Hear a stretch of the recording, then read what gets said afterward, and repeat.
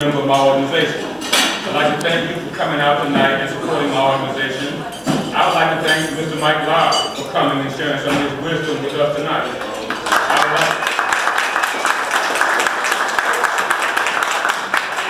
I would like to thank my fellow ACORN Washington members who took time out of busy lives and families to make this event the success we have tonight. People like Miss Cal, Miss Janan, I see Miss Patty, Miss Mercedes, Laura, and of course, Miss Teresa. This is truly an evening that I will remember for a long time. But before we get too far gone in this, I'd like to take a moment to recognize a fantastic ACORN member named Miss Lucille.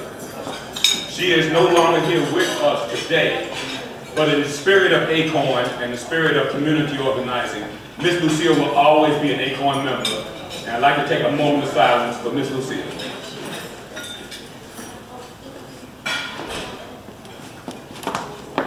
Thank you. Washington ACORN, how I should say, is a unique organization.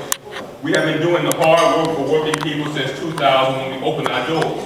Since then, we have knocked on tens of thousands of doors and have conversations with well over 100,000 working people in our great state. During this time, people have asked me, John, what does ACORN want? What keeps ACORN going? Well, the answer is really simple. I think I heard it best from ACORN's first national president, the late Steve McDonald. Steve said we want sufficient powers in our cities and states to speak and to be heard, and heeded to the interests of the majority of the citizens. We want to participate in the community and civic affairs, not as second-class citizens, because we don't drive fancy cars, but as men and women committed to a better future where concerns are met with justice and dignity, where wealth, race, and religion are insufficient causes to prevent equal participation and impact in our government, where people can protect his or her family and join others in the community for strength. And where this is where ACORN's slogan goes, the people shall rule. That is what America is, and that is what ACORN wants. Nothing more and nothing less. This is what Washington ACORN does every day. Every day we go into our neighborhoods, into the working class neighborhoods, and we listen. We listen to concerns of everyday ordinary people like myself, like yourself, like your neighbors.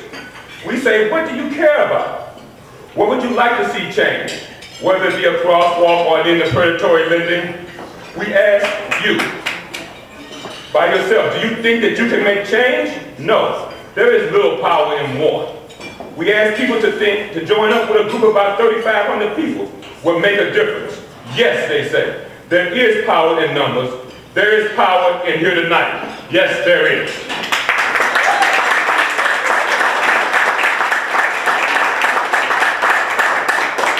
More and more over the last few years, we would knock on someone's door and we would sit down at the kitchen table and they would tell us, you know, I would love to get involved in this community, but I might be losing my home due to foreclosure.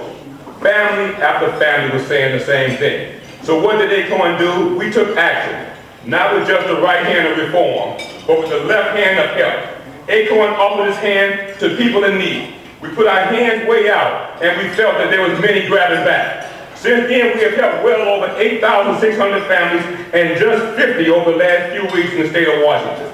We say to our fellow community members, don't give up, don't you quit. You have a choice, and there is power here.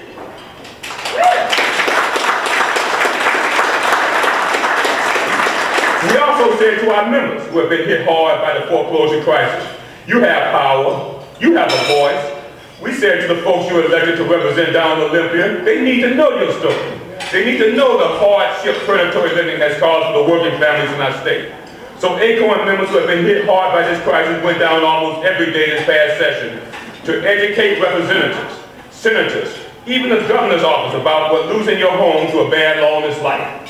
Well, did it work? Well, on March 21st, our governor signed sweeping legislative reform to protect future home buyers. ACORN members spoke, and Olympia listened. There is power here. Yes.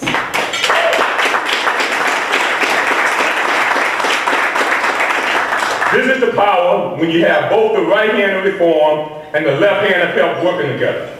There is hope here. Over the past few years being the president of Washington ACORN, I have talked with thousands of people who are struggling to make it. There is so much standing in their way. Much of life and their cards have been stacked against them. These folks, our members, our neighbors, our friends. So what did ACORN do? What could we do with folks who have so little? Well, we took action. This past January, we started the Working Family Prosperity Project. We said to folks that paid $200 to get the taxes done last year, we'll do them for free. Yes. We will help you. We were saying to folks that don't know where to turn to for child care, food stamps, or other benefits, come to ACORN. There is nothing standing in your way when you join our community. There is power in prosperity. We have already done so much in our prosperity centers. We have helped over 350 families get their taxes done for free and wealth planning classes. Like I said before, we've helped over 50 families who are facing the loss of their homes over the past 4 months. Washington ACORN has touched over 10 million in wealth at our Working Family Prosperity Centers in King, Pierce, and Snohomish County.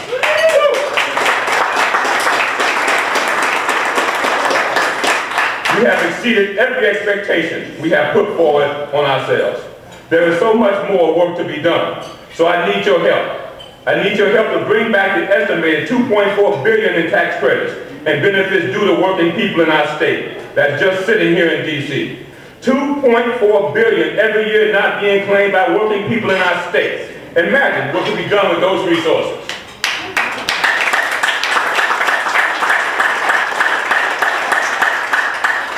The Port of Seattle. ACORN of King County members have worked hard with the Port of Seattle over the past year.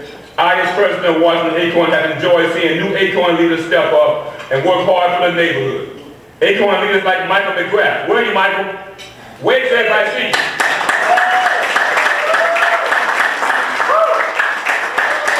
You know, I was talking to Michael a few months ago, and you know what he told me? He said there has to be a fix for these port trucks that turn up our neighborhoods of South Park, Georgetown, that don't put the cost on the backs of the drivers. Port trucking is broken, and it must be fixed. That being what ACORN and ACORN members did. Well, say it with me. We took action. We collected over 600 handwritten letters and turned out 80 ACORN members on September the 6th, and over 100 on November 15th. Did the Port of Seattle take notice? You bet they did. And last week, we started to see some of the fruits of our labor, as the ACORN members demand the port approve a parking lot for the port travelers. This is certainly a win for the communities of South Seattle. But ACORN members know that this is just a Band-Aid to a gushing artery. ACORN of King County look forward to working with our friends in the business and labor communities over the coming years to find a permanent solution to port trucking. Again, I would like to thank everyone for coming tonight. And before I go, I will shut my big mouth because I want the people here to remember something. If there is just one thing I want you to walk away with tonight, one thought to ring in your ears as you drive home tonight, one shadow on the walls as you tuck your children into their beds, and one moment that you may have as you wait in traffic on Monday morning. 3 words.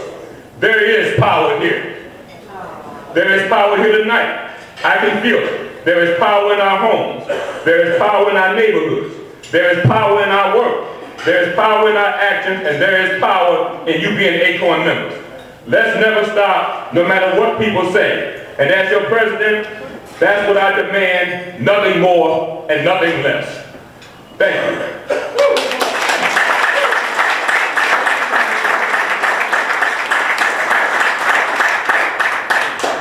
Our first speaker is so big he needs 2 people to introduce him. So I'll start out, and Ms. Kat Oberman will take over for me. Former Governor Mike Lowry has been a prosperity builder for the people of the state of Washington for many, many years. He served as a King County councilman, a 5-term U.S. congressman, and in 1992, he became this state's 20th governor.